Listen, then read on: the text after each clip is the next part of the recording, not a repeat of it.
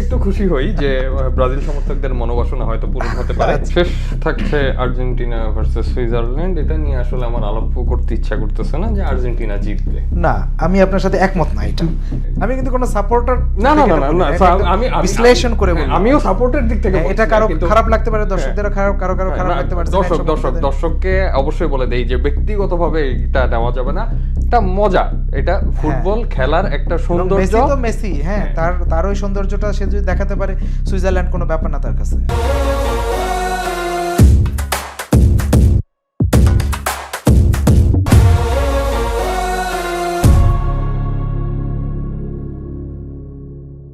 সুপ্রিয় দর্শক, স্বাগত জানাচ্ছি ফিফা বিশ্বকাপ 2026 ঘিরে ভিউজ বাংলাদেশের বিশেষ আয়োজন বিশ্ব মাতানো বিশ্বকাপ অনুষ্ঠানে। সঙ্গে আছি আমি আহমদ সিফাত এবং আমাদের সঙ্গে বরাবরের মতোই উপস্থিত আছেন ভিউজ বাংলাদেশের চিফ রিপোর্টার হীরা তালুকদার। এবং আমাদের এই আয়োজনটি পাওয়ার্ড বাই বাংলাদেশের জনপ্রিয় live streaming sports platform rabbit hole BD. দেখতে দেখতে বিশ্বকাপের চূড়ান্ত পর্যায়ে ঘনিয়ে আসছে। প্রথমবারের মতো 48টি দলের অংশগ্রহণে রাউন্ড অফ 32 এবং রাউন্ড অফ 16 পার করে শুরু হতে যাচ্ছে কোয়ার্টার ফাইনাল। আজ দিবাগত রাতে শুরু হচ্ছে কোয়ার্টার ফাইনালের প্রথম খেলা। বাংলাদেশ সময় রাত 2টায় আপনারা উপভোগ করবেন ফ্রান্স ভার্সেস মরক্কোর ম্যাচ। সেটা নিয়ে আজকে আলোচনা করব। হীরা ভাই, আপনাকে স্বাগত। প্রথমবারের মতো আমরা বিশ্বকাপ এত বড় ম্যাচ দেখছি। আসলে রাউন্ড অফ 32, রাউন্ড অফ 16, এতগুলা ম্যাচ, এতগুলা খেলা, এতজন খেলোয়াড়, এবং বিদায় পর্ব ঘটছে একের পর এক। সামনে ফ্রান্স মরক্কোর ম্যাচ এবং এখান থেকে বিদায় হয়ে যাবে যে কোনো এক দল। অর্থাৎ আমরা আজকে দেখতে পাবো যে কে আসলে বিশ্বকাপ শিরোপার জয়ে দৌড়াচ্ছেন আর কে এগিয়ে যাচ্ছেন আর কে আসলে ঝরে পড়বেন। তো ফ্রান্স ভার্সেস মরক্কো, এটা নিয়ে আমাদের আজকের আলোচনা। বাকিগুলো নিয়েও আমরা আলোচনা করব, তবে যেহেতু আজ দিবাগত রাতে ম্যাচ, মরক্কো হাঁটিঘাটি পাপা করে অনেক দূর আসলো এবং ফ্রান্স তো এটা আসলে আশাই করা ছিল যে ফ্রান্স আসবে, সেমিফাইনাল পর্যন্ত হয়তো যাবে। কিন্তু মরক্কো যেহেতু মোটামুটি হাড্ডাহাড্ডি লড়াই দিয়েছে আগের ম্যাচগুলোতে, ফ্রান্স মরক্কো কে আসলে কত দূর এগোবে ভাবছেন? আসলে আমরা যদি বিশ্বকাপের হিস্ট্রি দেখি, যে হিস্ট্রি দেখলে আগের যে ম্যাচগুলো, এবারের ম্যাচ, তো এই ম্যাচে কিন্তু শুরু থেকে ফ্রান্স কিন্তু আগ্রাসী খেলা খেলছে এবং ফ্রান্সের এই আগ্রাসী খেলার সামনে যে দলে আসছে সে মোটামুটি উড়ে যাচ্ছে। এখন প্রশ্নটা হচ্ছে যে ফ্রান্স কাদের সাথে খেলেছে আগ্রাসী খেলাটা। আপনি দেখবেন যে এখানে যদি 3টা গ্রুপ করেন, যে এ ক্যাটাগরির দল, বি ক্যাটাগরি দল, সি ক্যাটাগরি দল। এ ক্যাটাগরি ধরেন 6টা, বি ক্যাটাগরির ধরেন 20টা, বাকিগুলো ধরেন 48টা, বাকিগুলো সি ক্যাটাগরি। ফ্রান্স কিন্তু এখন পর্যন্ত খেলেছে সি ক্যাটাগরি এবং বি ক্যাটাগরির দলগুলোর সাথে। এই ক্যাটাগরির দলের এ ক্যাটাগরির দলের সাথে খেলে নাই তারা। আর মরক্কোর কথা যদি বলেন, প্রথম ম্যাচটাই তারা কিন্তু চমকে দিয়েছিল ব্রাজিলের সাথে খেলায় এবং তাদের ইসমাইল সাইবারির গোলে কিন্তু তারা এগিয়ে গিয়েছিল। তারপরে ভিনিসিয়াসের গোলে আবার সমতা এনেছিল ব্রাজিল। তো ওই ম্যাচটা হচ্ছে যে ব্রাজিলের থেকে কিন্তু তুল্যমূল্য বিচারে ভালোই খেলেছে মরক্কো। এবং মরক্কো তাদের পরবর্তী ম্যাচগুলো, মরক্কো কিন্তু অপরাজিত এখনও, তো পরের ম্যাচগুলো তারা ভালো খেলেছে এবং রাউন্ড অফ 16-এ, রাউন্ড অফ 32-তে মোটামুটি তারা যথেষ্ট ভালো খেলেছে। এবং এই যে তাদের যে জয়ের ধারাবাহিকতা, এইটা কিন্তু তাদেরকে এ পর্যন্ত নিয়ে আসছে। এবং তারা জানে না তাদের যে কোচ, সে হচ্ছে, তারা বিশ্বকাপের আগে কোচ চেঞ্জ করেছে। মরক্কোর কোচ এখন কিন্তু, মরক্কো আগে কি ছিল, গত বছর তারা সেমিফাইনাল খেলেছে, স্পেনকে হারালো রাউন্ড অফ 16-এ, তারপরে পর্তুগালকে হারালো কোয়ার্টার ফাইনালে, তারপরে গিয়ে আপনার এই ফ্রান্সের সাথেই হারলো। কিন্তু তাদের কিন্তু ওই মরক্কো আর এই মরক্কোর মধ্যে কিন্তু অনেক পার্থক্য।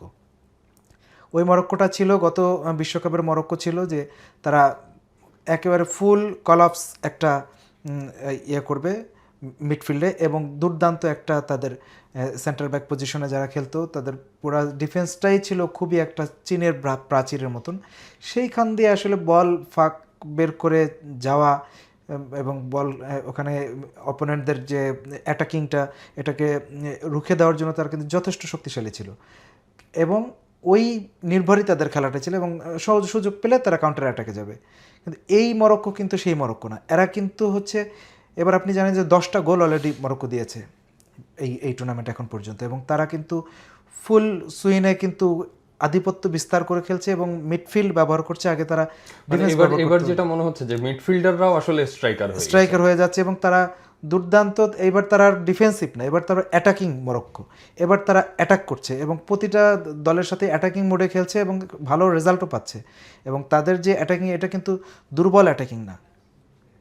তো এদের এদের আপনি ধরেন এদের রাইট উইংটা হচ্ছে তাদের সবচেয়ে শক্তিশালী, কারণ পেছন দিক থেকে আপনার হচ্ছে আশরাফ হাকিমি, সে যখন রাইট উইং দিয়ে যায়, রাইট উইং এখন বিশ্বের অন্যতম সেরা রাইট উইং তারা ইউজ করতেছে, কারণ হচ্ছে আশরাফ হাকিমি রাইট ব্যাক থেকে যায়, ওখানে ইব্রাহিম দিয়াস থাকে সামনে, তাদের সমন্বয়ে যে অ্যাটাকিংটা হয় সেটা কিন্তু দুর্দান্ত। এবং সামনে আপনি জানেন যে সুফিয়ান রহিমি, উনি কিন্তু দুর্দান্ত একজন স্ট্রাইকার, বর্তমান বিশ্বের সেরা স্ট্রাইকারদের মধ্যে একজন। তো সুফিয়ান রহিমি যদি মরক্কোতে না খেলে, আমি বলবো উনি যদি স্পেনে খেলতো, উনি যদি ফ্রান্সে খেলতো, ইংল্যান্ডে খেলতো, উনি কিন্তু বিরাট একজন স্টার হয়ে যেত। তো ওনার মতন প্লেয়ার সামনে থাকবে, সেখান থেকে রাইট ব্যাক পজিশন থেকে যেখানে বলগুলো সার্ভ করবে। এবং আপনি জানেন যে তাদের উইহানি কিন্তু একজন স্টার সেন্ট্রাল মিডফিল্ডার ওনাদের। তারপরে আপনার বিলাল খান্নুস, তারপর হচ্ছে মাজরাউন লেফট ব্যাকে দুর্দান্ত ফর্মে আছে। এবং আমি সবসময় বলবো যে ইয়াসিন বুনো, ওনাদের হচ্ছে মরক্কোর এবার এ পর্যন্ত আসার পেছনে যার সবচেয়ে বড় অবদান সেই গোলরক্ষক ইয়াসিন বুনোর যে কিপিং, এটা এখন এই আধুনিক ফুটবলে কিন্তু অন্যতম সেরা কিপিং তার, গত কয়েক বছরে সবাই এটা বলছে যে। এবং গত বছর কিন্তু এই বুনোই কিন্তু তাদেরকে সেমিফাইনাল নিয়ে গেছিলো, একের পর এক সেভ করেছিল স্পেনের বিরুদ্ধে, পর্তুগালের বিরুদ্ধে। তো এবারও কিন্তু সেই বুনো কিন্তু দুর্দান্ত ফর্মে আছে। বুনো যদি এই ফর্মে থাকে, এই বুনোকে ভেদ করে কিলিয়ান এমবাপ্পে বলেন বা ওসমান দেমবেলে, তাদের কিন্তু কাজটা কঠিন হয়ে যাবে আজকে। তো এই ক্ষেত্রে মনে হচ্ছে যে মরক্কো ফুললি একটা ব্যালেন্স টিম এবং তারা হচ্ছে যে তাদের মিডফিল্ড, তাদের অ্যাটাকিং এবং তাদের ডিফেন্স খুবই শক্তিশালী। তবে তাদের একটাই সমস্যা যে আজকে যেটা হবে যে তাদের অন্যতম সেরা স্ট্রাইকার ইসমাইল সাইবেরি, যে হচ্ছে ব্রাজিলের সঙ্গে গোল দিয়েছিল, এবার কিন্তু তার 3টা গোল আছে। ইসমাইল সাইবেরি কিন্তু ওই গত ম্যাচে আমরা দেখলাম যে তার হচ্ছে হ্যামস্ট্রিং একটা চোট পেয়েছে, যেই কারণে আজকে হয়তো বা খেলতে পারবে না।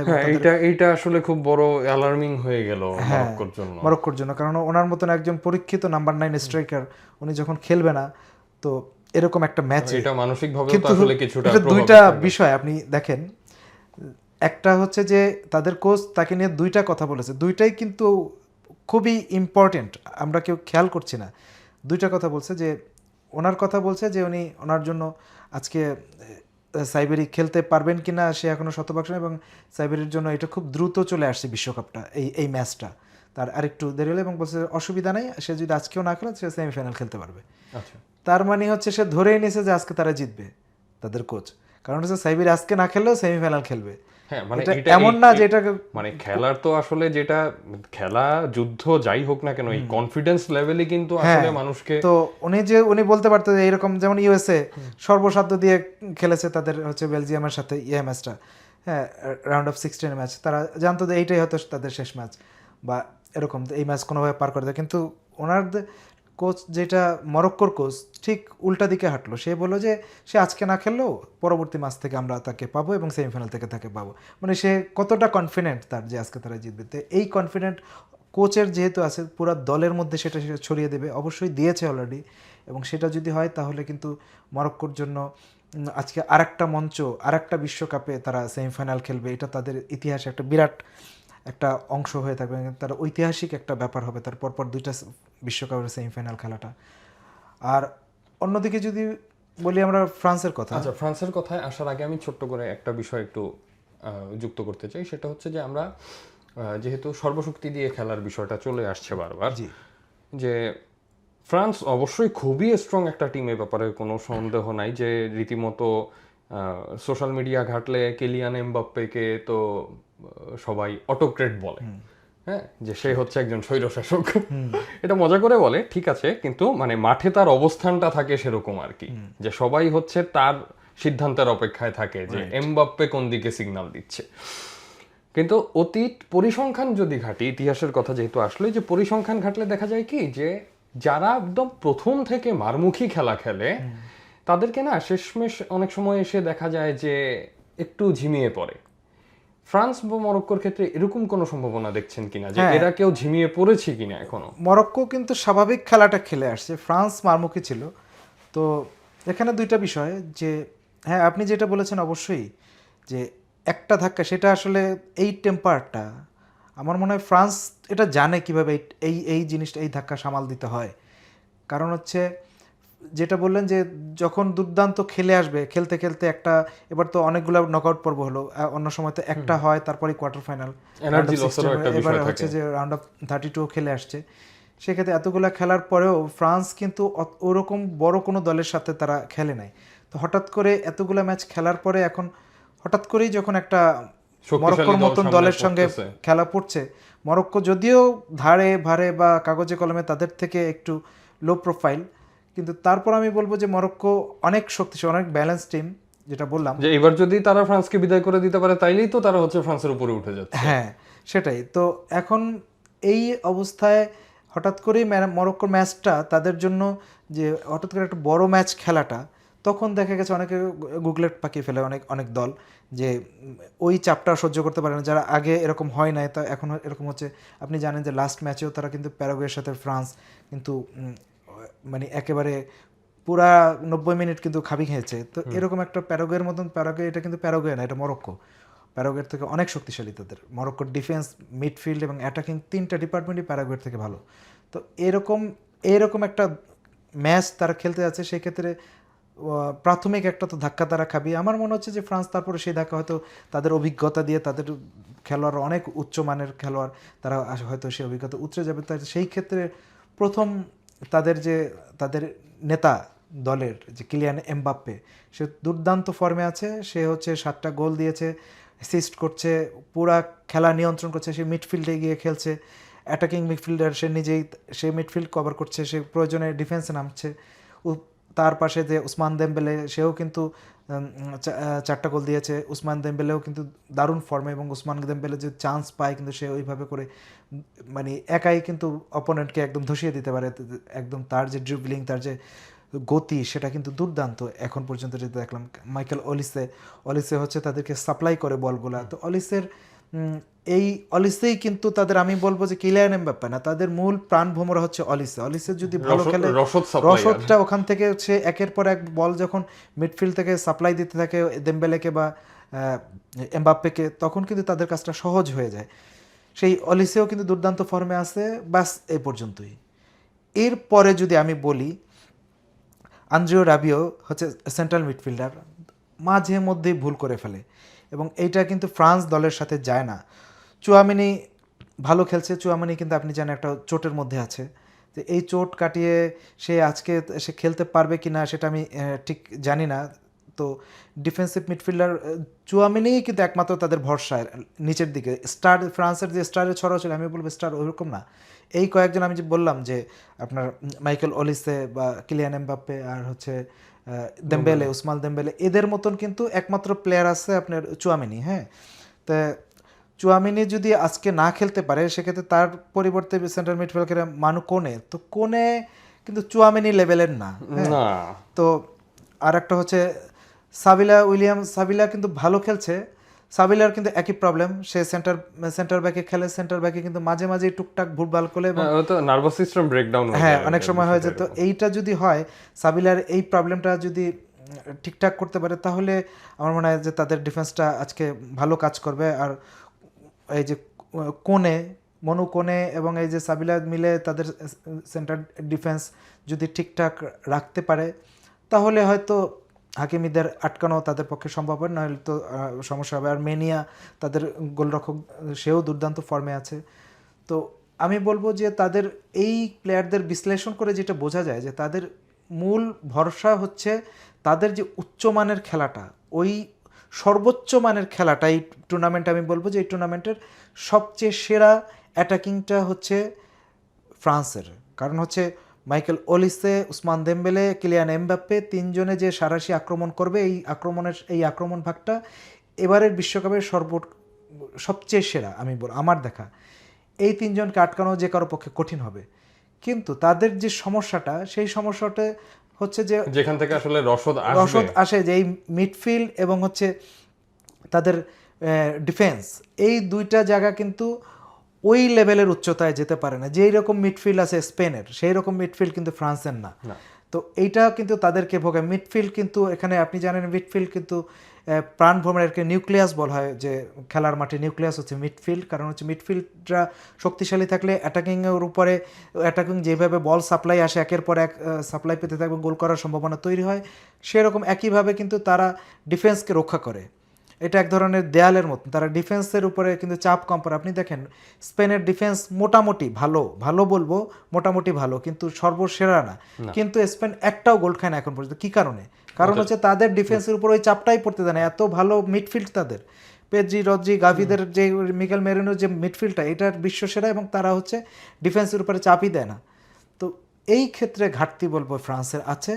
অবশ্যই ফ্রান্সের এই ঘাটতিটা পোষাতে হবে, না হলে কিন্তু আপনি যে আশরাফ হাকিমি, ইব্রাহিম দিয়াজরা যখন অ্যাটাকে যাবে, তাদের সুফিয়ান রাহিমি যখন অ্যাটাক করবে, এই অ্যাটাকটা কিন্তু স্পেনের এই যে ফ্রান্সের কিন্তু সহ্য করাটা, বা কতক্ষণ সে এই জায়গাটা করবে, এবং একবার যদি তারা এই গোল খেয়ে যায়, তখন কিন্তু আবার তাদের কিন্তু ফ্রান্স যখন গোল খাবে, সে শোধ করার জন্য তাদের অ্যাটাকিং অনেক লোক আছে।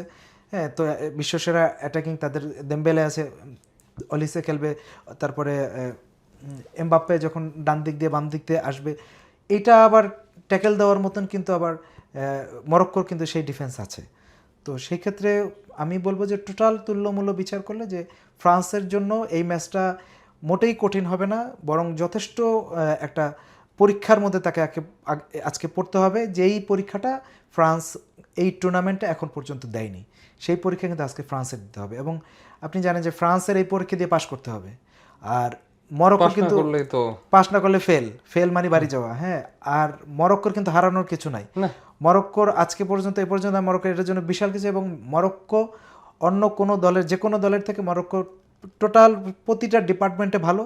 মরক্কো অ্যাটাকিং খেলবে, মরক্কো যদি হাড্ডাহাড্ডিভাবে আজকে খেলতে পারে, চোখে চোখ রেখে যদি খেলতে পারে, মরক্কো আজকে জিতলেও ইতিহাস, হারলেও ইতিহাস। তো মরক্কো যদি আজকে ফুল ফ্লেজে তাদের এই খেলাটা খেলতে পারে, মিডফিল্ড যদি মরক্কোটা ওইভাবে রাখতে পারে, ফ্রান্সের কিন্তু প্রবলেম হবে দুই জায়গায়। তারা বল সাপ্লাই পাবে না অ্যাটাকিংয়ে, এবং তাদের ডিফেন্সের উপর বারবার হয়তো চাপ পড়বে। এই চাপটা যেহেতু আগে পড়ে নাই, সেক্ষেত্রে তাদের এটা একটু সামাল দিতে মেনিয়ার জন্য, তাদের গোলরক্ষকের জন্য কিন্তু একটা বিরাট পরীক্ষা হবে আজকে, এবং সেই পরীক্ষায় কারা পাস করে সেটা আসলে আমরা দেখার বিষয়। আচ্ছা, তো আমাদের ফ্রান্স মরক্কো তো আসলে হয়ে গেল। আমি বাকি বিষয়গুলো নিয়ে আসলে ঠিক বিস্তারিত আলোচনা না, আমাদের পরবর্তী কোয়ার্টার ফাইনাল খেলবে হচ্ছে শনিবার, অর্থাৎ 11 তারিখ দিবাগত রাত 1টার সময় হচ্ছে স্পেন ভার্সেস বেলজিয়াম। আর রবিবার 12 তারিখ দিবাগত রাত 3টায় খেলবে নরওয়ে ভার্সেস ইংল্যান্ড, এবং 12 তারিখেই আবার সকাল 7টায় হচ্ছে আর্জেন্টিনা ভার্সেস সুইজারল্যান্ড। তো মোট খেলছে আসলে 8 দলের কোয়ার্টার ফাইনাল, এবং এখান থেকে 4 দল যাবে সেমিফাইনালে। তো আমরা আসলে আমরা যে গড়পড়তা বিশ্লেষণ করি সেটাতে না গিয়ে আমি আজকে বিষয়টাকে একটু মজাদারভাবে উপস্থাপন করি, যে ফ্রান্স ভার্সেস মরক্কো। প্রথমে আমরা যদি একটু প্রেডিকশনটা করে ফেলি, যে ফ্রান্স ভার্সেস মরক্কো, মানে আমার কাছে না এটা প্রেডিকশন করাটা জাস্ট ঘাম ছুটে যাওয়ার মতো অবস্থা। এটা কি হবে জানি না, তবু কেন জানি মনে হচ্ছে যে মরক্কো জিতবে। 1 গোলের ব্যবধানে হইলে আমার কাছে যেটা প্রেডিকশন বলবেন, যে আমি তো বললাম যে দুই দলের খেলা কিন্তু দুই ধাঁচের। ফ্রান্স একের পর এক আক্রমণ করবে, এবং ওই ডিফেন্স কিন্তু খুবই শক্তিশালী। মরক্কোর এই ডিফেন্স ভাঙতে হবে, তারা ভাঙার মতন সামর্থ্য রাখে ফ্রান্স। সেই ক্ষেত্রে আমার কাছে মনে হচ্ছে, এবং মিডফিল্ড যেহেতু মরক্কো কভার করার কথা, মানে মিডফিল্ড ফ্রান্সের থেকে মরক্কোর কিন্তু ভালো, এবং মরক্কোর অ্যাটাকিংও ভালো, সেই তুলনায় ফ্রান্সের ডিফেন্সও অত শক্তিশালী। সেক্ষেত্রে আমার যদি প্রেডিকশন বলেন যে দুইজনের 2-2 গোলের ড্র থাকতে পারে আপনার হ্যাঁ আচ্ছা, নির্ধারিত এখানে না ম্যাচটা। আমি আসলে ফিফার গত কয়েকদিনের কার্যকলাপ দেখে আমার মানে মনের মধ্যেও একটা ভয় ঢুকে গেছে যে একদিকে ভাবছি যে মরক্কো তাদের ওভারঅল খেলা দিয়ে 1 গোলের ব্যবধানে হলেও হয়তো মরক্কো জিতবে, আবার মনে হচ্ছে যে খেলাটা অতিরিক্ত সময় গড়াবে এবং মরক্কো হারবে। এখন আচ্ছা, যে জিতলো যে হারলো অতিরিক্ত সময়ে গেল, ওকে ফাইন, সবই হচ্ছে মানে সব পলিসি অনুযায়ী হবে, নো প্রবলেম। বাট যদি ড্র হয় এবং অতিরিক্ত সময়ে যদি এই ড্র কাটানো না যায়, যেহেতু এটা কোয়ার্টার ফাইনাল, এখানে তো আসলে ছাড় দেওয়ার কিছু নাই, সেই ক্ষেত্রে এই খেলার সিদ্ধান্তটা কি হতে পারে? সেটা তো আপনার টাইব্রেকারে যাবে, তখন 5টা টাইব্রেকার। টাইব্রেকারে যদি সমান থাকে তাহলে এটা সাডেন ডেতে যাবে, একটা খেলবে, তো তখন একটা সমাধান হয়ে যাবে। এখন পর্যন্ত কিন্তু সাডেন ডেতে এখন বিশ্বকাপের কোনো ম্যাচ যায় না, তো এটা হচ্ছে ওই টাইব্রেকারই হয়তো সমাধান হয়ে যাবে অথবা সাডেন ডেতে। তো আমার মনে হচ্ছে এই ম্যাচটা টাইব্রেকারে গেলেও যেতে পারে, কারণ হচ্ছে দুই দলের খেলার তুল্যমূল্য বিচার, দুই দলের শক্তিমত্তা বিচার করলে মনে হচ্ছে যে, আর মাঠের খেলায় কাগজে কলমে নিঃসন্দেহে ফ্রান্স এগিয়ে, কোনো সন্দেহ নাই, কিন্তু খেলার ধারায় ফ্রান্স আজকে একটা কঠিন পরীক্ষা দিতে হবে মরক্কোর সামনে। মরক্কোর যেইভাবে খেলছে, যদিও তাদের স্ট্রাইকার ইসমাইল সাইবারি নাই, এটা তাদের জন্য একটা বিশাল ধাক্কা। তারপর আমি বলবো যে এটা ফ্রান্সের জন্য আবার দেখবেন যে এখানে কিন্তু অনেক একটু সাবধানে খেলবে, কারণ তাদের যে মূল নিউক্লিয়াস যে মাইকেল অলিসে কিন্তু একটা হলুদ কার্ড খাওয়া আছে। আজকে যদি সে কোনো কারণে হলুদ কার্ড খায় তাহলে কিন্তু সে নেক্সট ম্যাচ কিন্তু খেলতে পারবে না, মানে সেমিফাইনাল। তো এটা সে কিন্তু সাবধানে খেলবে, সো তার সেই গতিটা হয়তো এটার কারণে কিছুটা হয়ে যেতে, স্লো হয়ে যেতে পারে, এটা চিন্তা করে যে আমি এটা হবে সাসপেন্ড হবো পরবর্তী ম্যাচে কোনো কারণে হলুদ কার্ড খেয়ে গেলে। সো আমার কাছে মনে হচ্ছে যে এই ম্যাচটা 2-2 গোলে ড্র থাকতে পারে, আর অতিরিক্ত সময় যে বলা যায় না কি হয়, তো হঠাৎ করে অতিরিক্ত সময়তে গেলে ফ্রান্স মরক্কো যে কেউ জিততে পারে। আচ্ছা, আর আমি একটা অন্যরকম একটা প্রেডিকশনে যেতে চাই, যে এখানে আমি বাকি আলোচনায় না গিয়ে ধরেন যে সুইজারল্যান্ড তাদের কোয়ার্টার ফাইনাল নিশ্চিত করলো, আর্জেন্টিনা তো করলোই, স্পেন ভার্সেস বেলজিয়াম যে খেলাটা হবে, এই খেলাটায় কারা জিতবে বলে আশা করেন? দেখেন, স্পেন তো একটা দুর্দান্ত টিম এবার নিঃসন্দেহে, এবং তারা বিশ্বকাপের অন্যতম দাবিদার।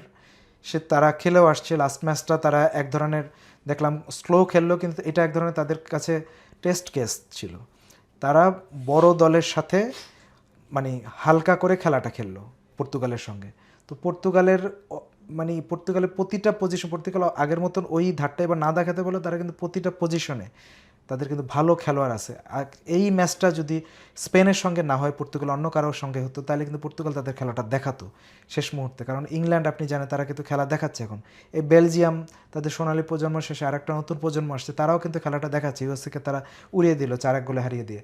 তো এই খেলাটা কিন্তু পর্তুগালও দেখাতো, তাদের যে সেরা একাদশ, তাদের যে সেরা বেঞ্চ, এই পুরা টুর্নামেন্টে যতগুলা দল আছে তার মধ্যে প্রতিটা পজিশনে যদি 11 জন ধরেন আপনি স্টার ধরবেন, তাহলে একমাত্র দল পর্তুগাল, তাদের কিন্তু প্রত্যেকে স্টার। এখানে ক্রিস্টিয়ানো রোনালদোই কিন্তু এখানে স্টার না, তাদের নুনো মেন্ডেস বলেন, তাদের প্রত্যেকেই, প্রত্যেকেরই কোনো না কোনো আলাদা ক্যালিবার আছে, সবাই এখানে কিন্তু ভালো খেলে। তো পর্তুগাল কিন্তু তাদের স্বাভাবিক খেলাটা খেলতে পারে না স্পেনের কারণে, কারণ স্পেন খেলতেই দেয় না।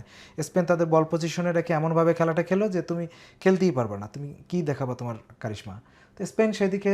আর একটা হচ্ছে যে বেলজিয়ামের কথা বললাম, যে বেলজিয়াম এইভাবে করে খেলে আসছে ইউএসএর সঙ্গে আগের ম্যাচগুলো, তো ধীরে ধীরে বেলজিয়াম তাদের খোলস ছেড়ে কিন্তু প্রকৃত খেলাটা খেলছে। কিন্তু আমার কাছে মনে হচ্ছে আমি ভাই আগেই ধরে নিছি স্পেন ভার্সেস বেলজিয়াম 2-0 গোলে স্পেন জয়। তো আমার কাছে মনে হচ্ছে যে বেলজিয়ামের হয় কি, বেলজিয়াম এই স্পেনের সাথে এই একটা প্রবলেম, স্পেনের সাথে খেলতে আসলে বেলজিয়ামতে তাদের স্বাভাবিক খেলাটা, স্বাভাবিক অ্যাটাকিংটা, এইটা হয়তো তারা লুজ করবে, সুযোগই পাবে না। তা এটা যদি হয়, তারা যদি বল পজিশন না রাখতে পারে এবং মিডফিল্ড যদি দখল করে রাখে স্পেন, সেই ক্ষেত্রে বেলজিয়ামের জন্য স্বাভাবিক খেলা এবং তাদের অ্যাটাকটা বিল্ড আপ করা কিন্তু খুব কঠিন হবে, এবং সেটা যদি না করতে পারে বেলজিয়াম আসলে গোল দেওয়া কঠিন হয়ে যাবে। এবং স্পেন যদি গোল দিয়ে দেয়, ওই যে বললেন যে দুইটা যদি গোল হয়ে যায়, এটা আমার মনে হচ্ছে আর বেলজিয়াম শোধ করতে পারবে না। এরপরে কিন্তু একটা ভয়ঙ্কর ম্যাচ আছে, সেটা হচ্ছে সেই বিখ্যাত হালান্ডের সঙ্গে ইংল্যান্ড, ইংল্যান্ড এটা তো নরওয়ে ভার্সেস ইংল্যান্ড। এবং এখানে আমি যদি আমার পয়েন্ট অফ ভিউ থেকে বলি, আসলে নরওয়ের ওদের যেটা সমস্যা হয়, মানে ওদের সাথে আসলে আমার মানে আমি পরে চিন্তা করলাম যে নরওয়ের সাথে আসলে ব্রাজিলের খেলাটা দেওয়া উচিত হয় নাই। কারণ এক একটার যে হাইট আর এক একটা পার্সনের যে আসলে শক্তি, তো ব্রাজিল আসলে ব্রাজিলের খেলোয়াড়গুলো এদের কাছে কিছু না। আমি হালান্ডের গোলটা দেখলাম যে সে খালি মাথাটা এইভাবে উঁচাইলো, বলের মধ্যে একটা হেড দিল, গোল হয়ে গেল। আবার চারজন সামনে একসাথে তাকে ঘিরে দাঁড়ায় আছে, সে হচ্ছে শুধু দিয়ে দিল, হয়ে গেল। এখন ভাইকিংস ভার্সেস ইংল্যান্ড, তো এরা তো একটা সময়কার একসঙ্গের যোদ্ধা জাতি, এবং এদের আমার মনে হচ্ছে যে এদের ফাইটটা খুব হ্যাঁ, আপনি ভয়ঙ্কর যেটা ফাইট হবে। বললেন যে আসলে এই দুর্দান্ত একটা ম্যাচ দেখবো নিঃসন্দেহে, কারণ এই এটা বললেন যে ভাইকিংস বনাম ইংলিশ, এই ভাইকিং এবং ইংলিশদের মধ্যে হাজার বছরের ইতিহাস আছে যুদ্ধ করার, এবং তারা স্ক্যান্ডিনেভিয়া থেকে নরওয়েরা আসতো যুদ্ধ করতে, ইংলিশরা তাদের ইংলিশ চ্যানেল পার হয়ে আটলান্টিকে যুদ্ধ করতো। দুই দলই এক ধরনের, এক সময় হাজার বছর আগে তারা দস্যু ছিল, ওটা বলা হয় যে তারা জলদস্যু ছিল, এবং ওই থেকেই তারা কিন্তু ইংলিশরা, নরওয়েজরা, তারপর আপনি জানেন পর্তুগিজরা, এই নেদারল্যান্ডস, তারা কিন্তু পৃথিবীর বিভিন্ন দেশে কিন্তু তারা উপনিবেশ তৈরি করেছে এই সমুদ্র যাত্রায়। এই কারণেই তারা কিন্তু এত নাম, ব্রিটিশ নৌবাহিনী, ব্রিটিশ রয়্যাল নৌবাহিনী বলা হয়, তারা কিন্তু বিশ্ববিখ্যাত। এবং বাইকিংস বলা হয় আপনার এই নরওয়েতে, এই বাইকিংসটা কিন্তু সারা আটলান্টিক, পুরো উত্তর মহাসাগর, দক্ষিণ মহাসাগর, সমস্ত সারা পৃথিবীতে ছড়িয়ে গেছিল। তো এই সময় তাদের দ্বন্দ্বটা, ওই দ্বন্দ্ব থেকে এখন পর্যন্ত সেই দ্বন্দ্ব আছে। তো ওই দ্বন্দ্ব থেকে এখন সরাসরি বিশ্বকাপ মাঠে, ভয়ও লাগে যে খেলার মাঠে না সেই দ্বন্দ্ব চলে আসে না ওইটা জানি না। তো এটা বলেন যে স্ক্যান্ডিনেভিয়ার দলগুলো তাদের যে দীর্ঘদিন একজন প্লেয়ার নরওয়ের, হল্যান্ড দুর্দান্ত ফর্মে আছে, তা আর্লিং হল্যান্ড যদি এই ফর্মে থাকে, এবং একটা জায়গায় কি যে হল্যান্ড ওই দিন ব্রাজিল তাদের ডিফেন্সটা কিন্তু মোটেই ভালো খেলে নাই, এবং ডিফেন্সটা এত দুর্বল ছিল। তো এই ইংলিশ যে প্লেয়াররা, তারাও কিন্তু দীর্ঘদিন এবং অনেক দামি একটা দল এই এবারের ইংল্যান্ড দলটা। এই দলটা যখন খেলবে তারা ধীরে ধীরে খোলস ছেড়ে বের হচ্ছে। লাস্ট ম্যাচে আপনি জানেন যে কলম্বিয়ার সাথে, তো ওই ম্যাচটা খুব স্বাভাবিক যে ইংল্যান্ডের ওখানে করতে হয়েছে, তো এই মেক্সিকোর সঙ্গে। তো এইরকম ধরনের মেক্সিকো একের পর এক আক্রমণ করে ইংল্যান্ড, তো মেক্সিকো স্বাগতিক, তারা ওটা খেলবেই। তো ইংল্যান্ড যদি তাদের মূল খেলাটা খেলতে পারে, ইংল্যান্ডের যে হ্যারি কেইন আছে সে যদি ফর্মে থাকে, ইংল্যান্ডের সাকা আছে, ইংল্যান্ডের অনেক আছে, জুড বেলিংহাম আছে, এরা যদি তাদের ওই ফর্মটা খেলে, তাদের অনুযায়ী যদি তাদের খেলার যে যোগ্যতা, তাদের যে ফর্মটা যদি তারা ফিরে পায়, যেটা ফর্ম তারা হারিয়ে ফেলেছে বিশ্বকাপের মধ্যে, সেটা যদি তারা ওই দিন ফিরে পায় নরওয়ের সঙ্গে, তাহলে নরওয়ের আসলে এই ম্যাচ জেতা খুব কঠিন হবে। আচ্ছা, আর শেষ থাকছে আর্জেন্টিনা ভার্সেস সুইজারল্যান্ড। এটা নিয়ে আসলে আমার আলাপ করতে ইচ্ছা করতেছে না যে আর্জেন্টিনা জিতবে। না, আমি আপনার সাথে একমত না এটা। কারণ কি, আপনি দেখেন আর্জেন্টিনা যখন এই আপনার কি বলে এটাকে, যে রাউন্ড অফ 32, মানে তাদের নকআউট পর্ব যখন শুরু করলো, 32-তে এসে কার সাথে খেললো? কেপ ভার্দের সঙ্গে।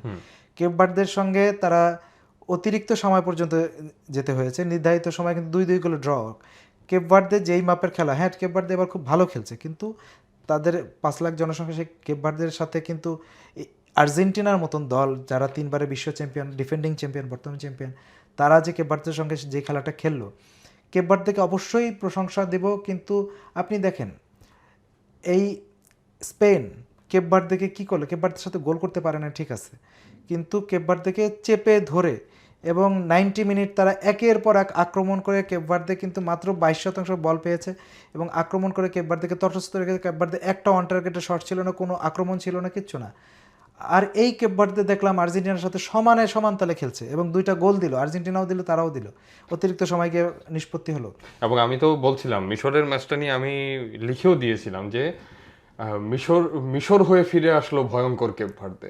না, এটা হচ্ছে যে বিষয়টা এরকম না, কেপ ভার্দের সাথে এটা খেললো, তারপরে কি হলো, কোনো মতে জিতে তারা মিশরের সাথে খেলতে আসলো। মিশর কি করলো, আমি তখনই বললাম যে কেপ ভার্দের সাথে এটা খেললো, তাহলে মিশর তো তার থেকে শক্তিশালী, তার সাথে কি করবে, সেটাই হলো ঠিক।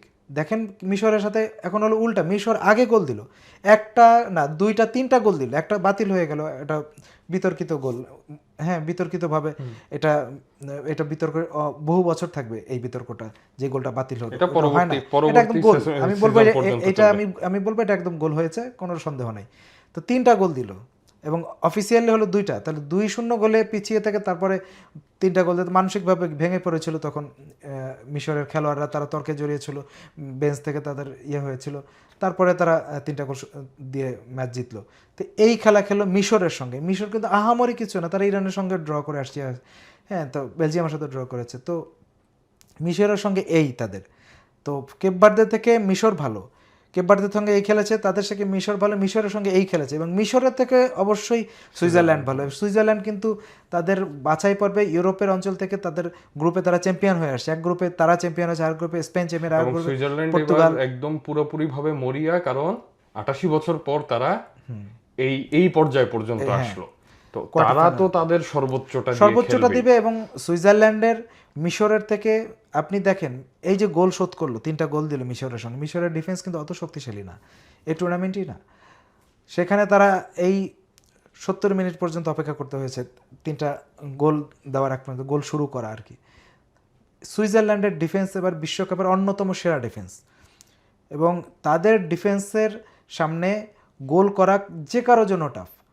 এটা স্পেন বলেন, পর্তুগাল, ইংল্যান্ড, ফ্রান্স, যে কারো পক্ষে, আর্জেন্টিনা তো পরে, তো এই পৃথিবীর সেরা একটা ডিফেন্সের সঙ্গে কিন্তু মেসিকে খেলতে হবে। তাহলে কি ভাই মনে মনে আশা রাখবো যে আর্জেন্টিনা বিদায় হয়ে যাচ্ছে? হ্যাঁ, না ওইটা আসলে বলা কঠিন, কিন্তু যেটা বলেন যে আর্জেন্টিনার এবারের টুর্নামেন্টে আর্জেন্টিনাকেও সবচেয়ে শক্তিশালী, এখন পর্যন্ত সবচেয়ে শক্তিশালী দলের সাথে খেলতে হবে, এবং তারা যদি সেমিফাইনালে ওঠে সেখানে কিন্তু আর এক শক্তিশালী হয়তো ইংল্যান্ড, আমি বললাম ইংল্যান্ড যেতে হবে, ইংল্যান্ডের সাথে খেলতে হবে। ইংল্যান্ডের যে প্লেয়ার আছে এবার আর্জেন্টিনার প্লেয়ারদের থেকে কোনো অংশে কম না, এবং আর্জেন্টিনা এক মেসিকে বাদ দিলে ইংল্যান্ড টিম অবশ্যই আর্জেন্টিনার থেকে বেটার। এবং আজকে যে আপনার খেলা খেলবে আপনার ইয়াতে, এই যে পরশুদিন খেলবে যে সুইজারল্যান্ডের সঙ্গে, এই খেলাটা এখন পর্যন্ত আর্জেন্টিনার সবচেয়ে টাফ ম্যাচ হবে, এবং ওই ম্যাচে পৃথিবীর সেরা ডিফেন্সের তাদেরকে ভাঙতে হবে, এবং না ভাঙতে পারলে আর্জেন্টিনা ওই ম্যাচটা হয়তো মেসির শেষ ম্যাচ হবে। আচ্ছা, আমি যদি একটু ব্রেন স্টর্মিং করতে চাই, সেটা হচ্ছে যে আমরা কি একটা ছোট্ট প্রেডিকশন দিতে পারি যে সেমিফাইনালে কারা কারা যাচ্ছে এখান থেকে?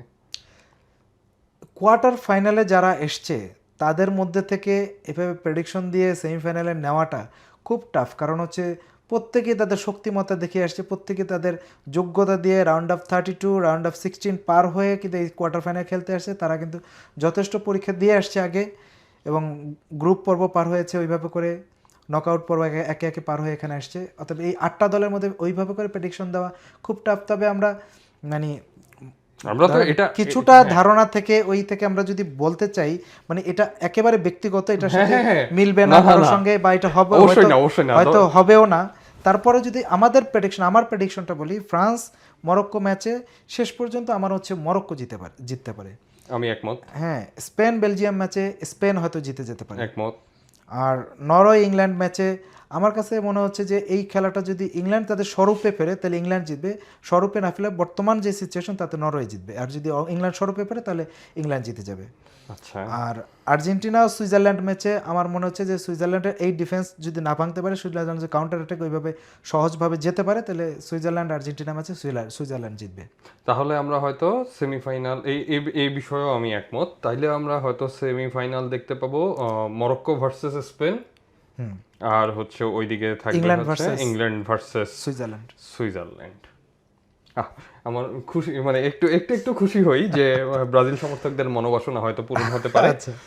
তো আজকে আমি কিন্তু কোনো সাপোর্টার না, আমি বিশ্লেষণ করে বলি, আমিও সাপোর্টের দিক থেকে এটা কারো খারাপ লাগতে পারে, দর্শকদেরও কারো খারাপ লাগতে পারে, দর্শককে অবশ্যই বলে দেই যে ব্যক্তিগতভাবে এটা নেওয়া যাবে না, এটা মজা, এটা ফুটবল খেলার একটা সৌন্দর্য। মেসি তো মেসি, হ্যাঁ, তার ওই সৌন্দর্যটা সে যদি দেখাতে পারে, সুইজারল্যান্ড কোনো ব্যাপার না তার কাছে। আর যদি মেসির ওই জায়গাটা যে আটকে দেয় সুইজারল্যান্ড, সেই ক্ষেত্রে মেসির জন্য টাফ হবে এটা ভাঙা, যেটা আগের ম্যাচগুলোতে পেরেছে, এটা সুইজারল্যান্ডের জন্য আমি বলবো যে পারবে না তা না, সবচেয়ে কঠিন হবে ম্যাচটা। তো ঠিক আছে হীরা ভাই, আপনাকে অসংখ্য ধন্যবাদ। তো দর্শক, আজকে বিশ্বমাতানো বিশ্বকাপের এ পর্যন্তই ছিল। রাতে অবশ্যই আপনারা কোয়ার্টার ফাইনালের প্রথম ম্যাচ তো দেখবেন, আমরা সবাই দেখব। তবে আহ, মনে সাহস জুগিয়ে রাখবেন, মরক্কোর সাপোর্টার, ফ্রান্সের সাপোর্টার যারাই আছেন কেউই আশাহত হবেন না। যাই হবে ভালো কিছু হবে, কারণ এবার বিদায় হয়ে গেলেও পরের বার তো আবার দেখা হবেই। ব্রাজিল বিদায় নিয়েছে, পর্তুগাল বিদায় নিয়েছে, তো সেজন্য তো আসলে ভেঙে পড়লে চলবে না। তো এই ছিল খেলার কথা। আর আমি একটু বলে দিই যে আপনারা প্রতিদিনই দেখেন যে আমরা আমাদের এই প্রেডিকশনের পাশাপাশি কিছু পোল দিয়ে থাকি আমাদের ফেসবুক এবং ইউটিউব চ্যানেলে। আমার অনুরোধ থাকবে আপনারা অবশ্যই সেই পোলে অংশগ্রহণ করবেন, আপনাদের মতামত জানাবেন এবং আমাদের প্রেডিকশনের সাথে আপনাদের প্রেডিকশন মিলে কিনা, সেই প্রেডিকশন আসলে কতটা অর্থাৎ কনফিডেন্ট নিয়ে বলছেন যে এটা হবেই, আহ, সেটাও আমাদের কমেন্ট বক্সে জানিয়ে দিবেন। আগামীকাল আবার দেখা হবে কোয়ার্টার ফাইনালের সেকেন্ড ম্যাচ নিয়ে এবং আজকে হয়ে যাওয়া ম্যাচের তুলনামূলক বিশ্লেষণ নিয়ে। ততক্ষণ ভালো থাকুন, সুস্থ থাকুন এবং অবশ্যই ভিউজ বাংলাদেশের সঙ্গে থাকুন।